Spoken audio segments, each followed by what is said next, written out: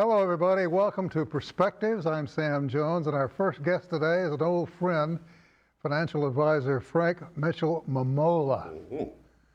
Old is right. Old is right. Feeling your age today, aren't you, man? Well, I don't know, but sometimes I do. Frank, one of the reasons we wanted to have you on was to talk about the rate cuts. Mm-hmm. I don't think I've seen a 10-year span like we had. Yeah. This whole way. What's going on with the rate cut, and what's it doing to the economy? Well, first of all, let's just really quick talk about what a rate cut is. The Federal Reserve, they manage the money of the United States, and basically they control the rate that banks charge for loans, okay? Well, we come out of COVID, right, when everything was closed, no one was traveling, no one was buying anything, and we come out of it like that as soon as the shots start going around, or whatever you want to call the cause of it was.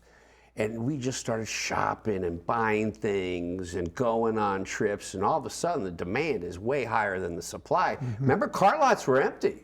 I do remember that. Remember that. Yeah. And so what do? Everybody starts raising prices on what they're selling because they don't have as many of it.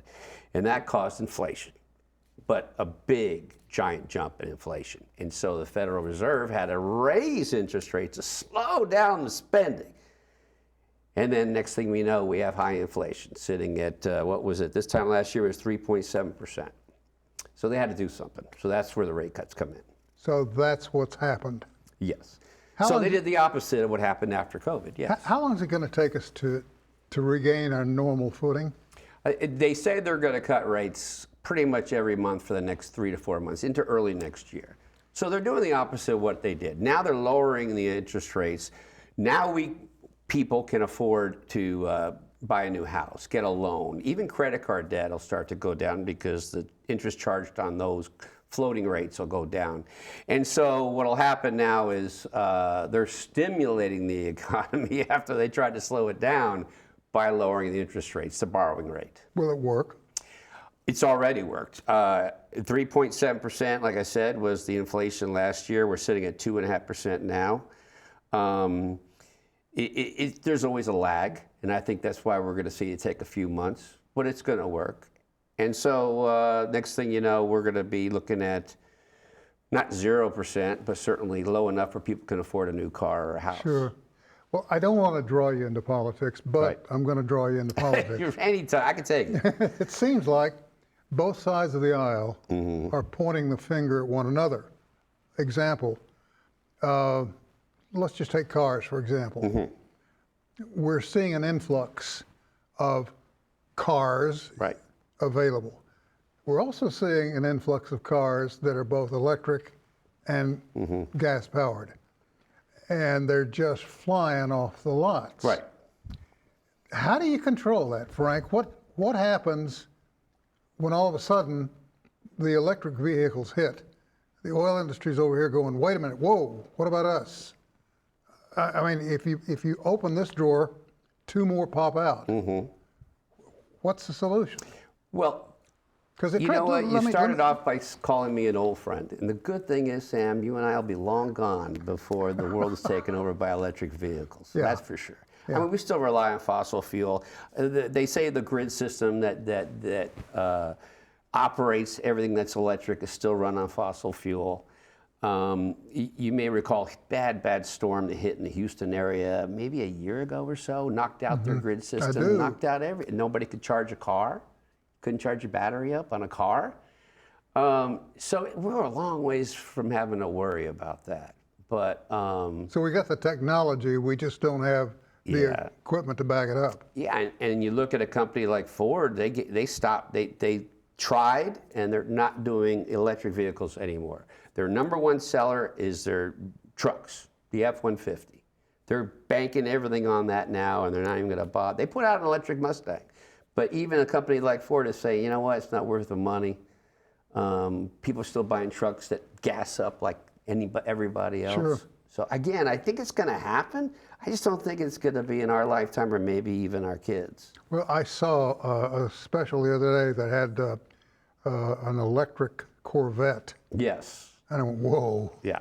Because that thing was quiet and it moved like a horse. And if you saw the prices of those things, yeah. you'd go, whoa. Oh, yeah. I mean, Yeah. but That's you a talk about status thing, though, performer. probably, right? I mean, I don't know. You're talking about somebody here. I still listen to compact discs and print things all the time, so I'm not the kind of guy to talk to about electric vehicles. But I will tell you something. The market has been great since the rate cuts started. So things like those companies and others, technology companies, are going to be soaring because they carry a lot of debt and they're considered small caps. And with lower rates, they can borrow for less and the stocks themselves will go up in value. At the same time, if you've got a lot of money in savings, CDs, or money market, that's going to go down because those interest rates that they're cutting are short-term rates. So suddenly we're going to go from short-term investing to long-term. To borrow a phrase from Ronald Reagan about trickle down, Yes. because this whole thing seems to go, okay, we'll do energy today, tomorrow we're going to do groceries, then we're going to do, and it's just right on down the various, and people are paying more at the grocery store Yes. than they should. Yes. They It's shouldn't bad. have to pay those prices, It's bad. but it's going to be one of the last, isn't it? Yeah. Well, bottom line is it goes from top to bottom, like you said, the trickle down. So people who are on a fixed income, they're the ones, the last ones going to see it. I mean, it's not like the grocery store down the street is right now slashing their prices. That's not going to happen. The suppliers have to go down first. And that's going to be a while, like you just said, trickle down. It's going to take, we'll go well into next year before we really, truly see those savings. So then we can take what the politicians are saying, throw that out the window and face reality. You know, that is a reality. And the politicians, although they do have an influence, they don't ultimately have the influence. And even the feds themselves don't answer to the president. So what you got to look at is we really were doing well until the pandemic hit, okay? And Now, it by was we, you mean the country as a all whole. of us, you Yeah. and I, things were pretty well. We didn't have the inflation and all that. Pandemic hit, and it's just taken this long to really recover, not only from the pandemic, but all the inflation that was caused by everybody heading back out. You know, we got tired of sitting home, and I think it's going to take a while for, like you just asked, for it to settle back down. I hate to make an assumption remark here, but I'm assuming that this will have a direct and major impact on the market, on the stock market. It's already. I mean, every day I watch the market, and all I see is green. I mean, setting record highs every day. And the only thing that will stop it will be some unemployment report or something that comes out. Then it'll have like a 1 or 2 day dip, which is a great opportunity to buy, but it's just going to keep going up. And the biggest question I get is, what about the election? And we're not going to go political here, but I will tell you, and this is something a lot of people don't understand, that we actually do better after election, regardless who wins in the market, than before, because before you have the uncertainty, you have a candidate who's never been president, a candidate who has, and it's all of not knowing who's going to win right now that causes fluctuation. When it's over, regardless, it does well. And a comment I get is, well, we've never seen an election like this. And then I remind people, you know, during the Civil War, we used to have pistol duels to settle things in politics, which we're not too far from now, are we, Sam? Not at all. So, I mean, I just think that everything just continues to be the same. It just looks different wrapper. Down the road, I want you back in. I would love it. Hey, when I got an email that says, Sam wants you, I stopped reading. I was like, I'm there. If Sam wants me, I'm there. You're a good man. I don't thank care you. what anybody says. Yeah, okay, I appreciate that. Say hello to your other half. I for me. will. All right, my friend. Thanks. We're going to take a short break. We'll be back with more right after this.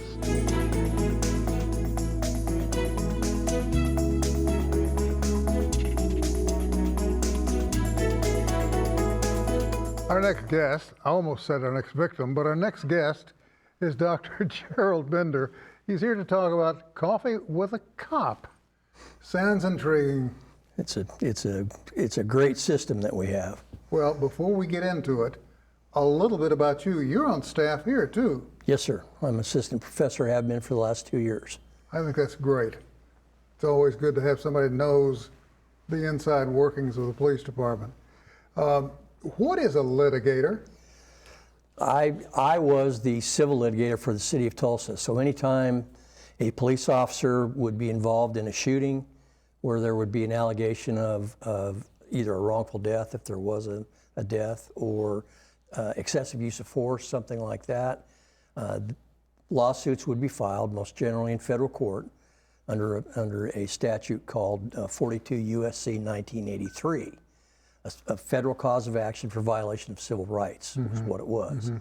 And I and my staff were in charge of preparing our officers and defending those lawsuits through trial here, appeals to the 10th Circuit, and then, if necessary, appeals to the U.S. Supreme Court. So now, are you involved in that still? Not anymore. I retired from the city 2 years ago.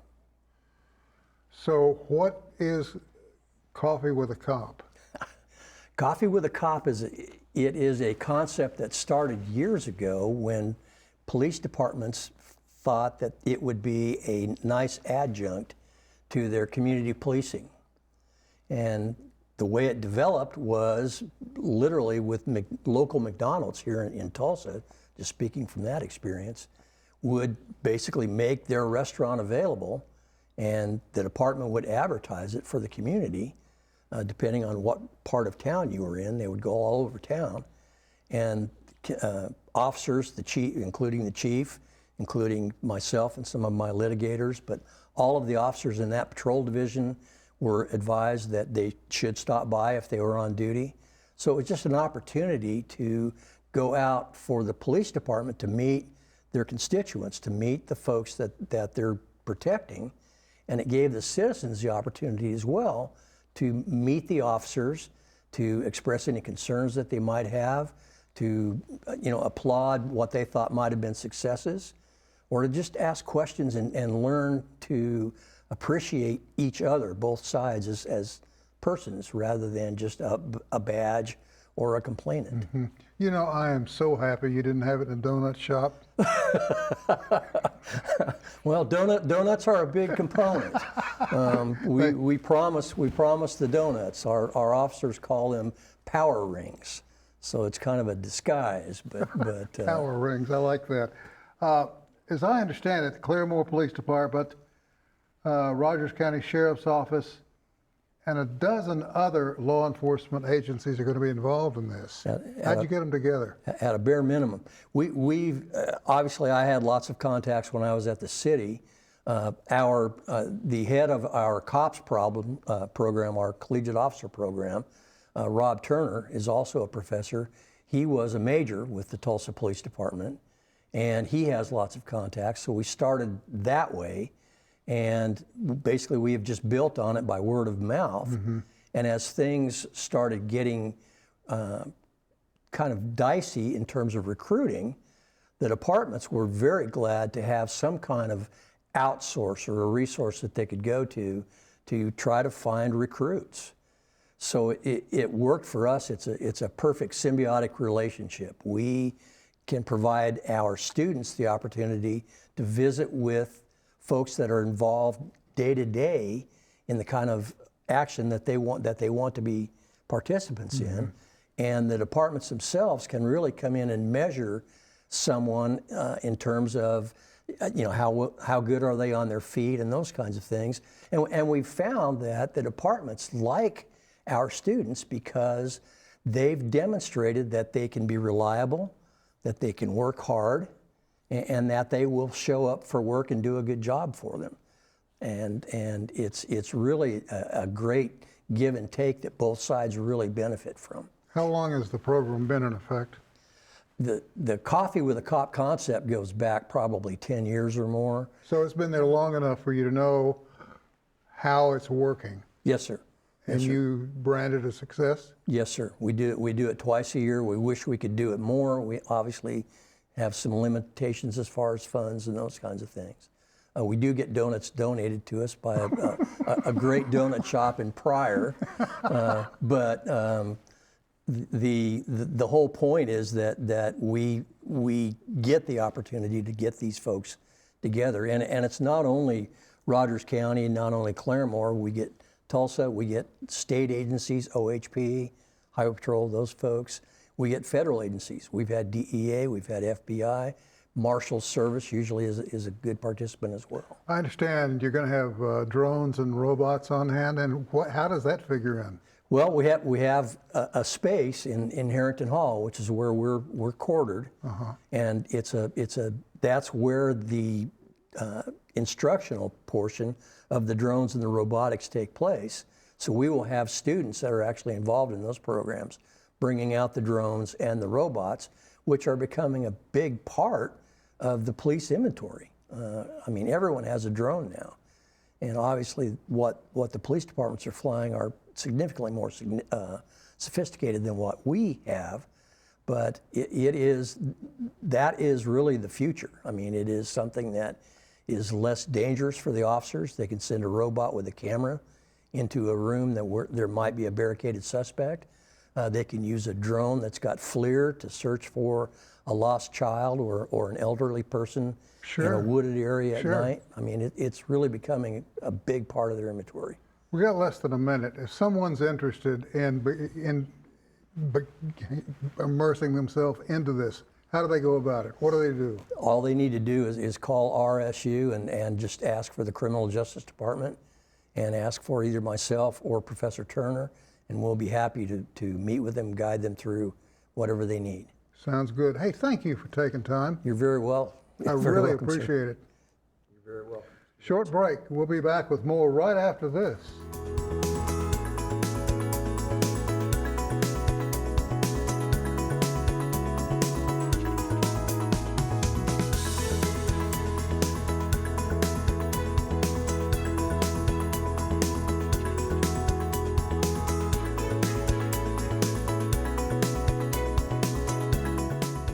And we're back. Our final guest today is Barry Clark to talk about the career, internship, and graduate school fair that's coming up.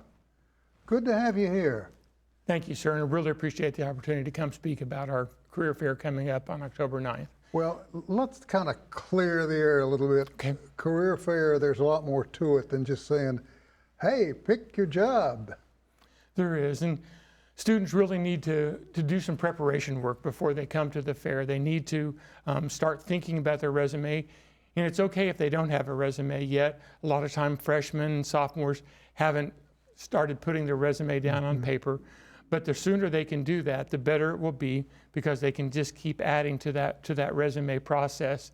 But the companies and organizations really like to see that the students have taken a little bit of involvement to look what's coming and who's going to be there at the career fair, and when they see that extra effort, they're really inclined to offer internships, part-time jobs, and really start talking to those students about opportunities with their companies and their organizations for the long term. Is there such a thing as a paid internship? There is, yes, and I would say probably half of our internships are paid, and those are typically the largest department that does those internships is the business department, the business school, and they work with companies really all over the northeastern part of Oklahoma, and even companies nationally where students can go for a semester or over the summer to do a paid internship, and everything from wildlife management to banks to so many different variety of companies are looking for interns. It's really interesting to me, a lot of the young folks, and we have them in the studio right now,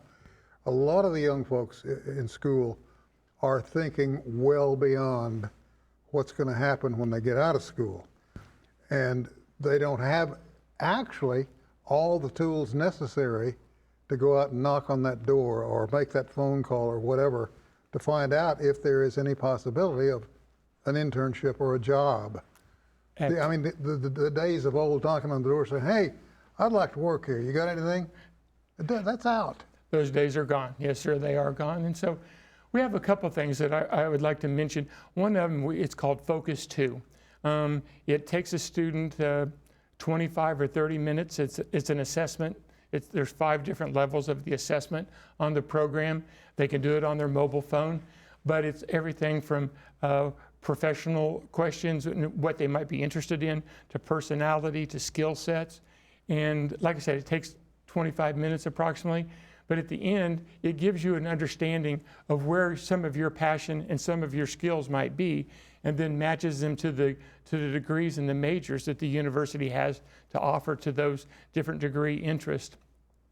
The other thing that we're just getting ready to launch, and it'll be just here in the next few short weeks, it's an amazing AI platform, artificial intelligence platform, that helps students with their develop their resume. So literally, you cannot have a resume and go to this site that we will be sending to these students, all of our undergraduate students, and they can start their resume if they don't have one already, or if they already have one, it can start helping coaching them on that.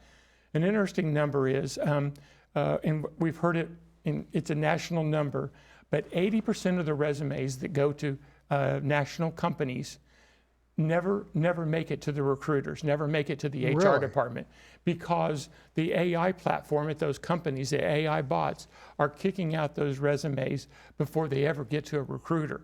And so this product and this program that we have will be offering to students, it helps them get past those AI bots that are kicking out their resume for maybe not mentioning enough of the job skills that the companies are looking for, and helps them.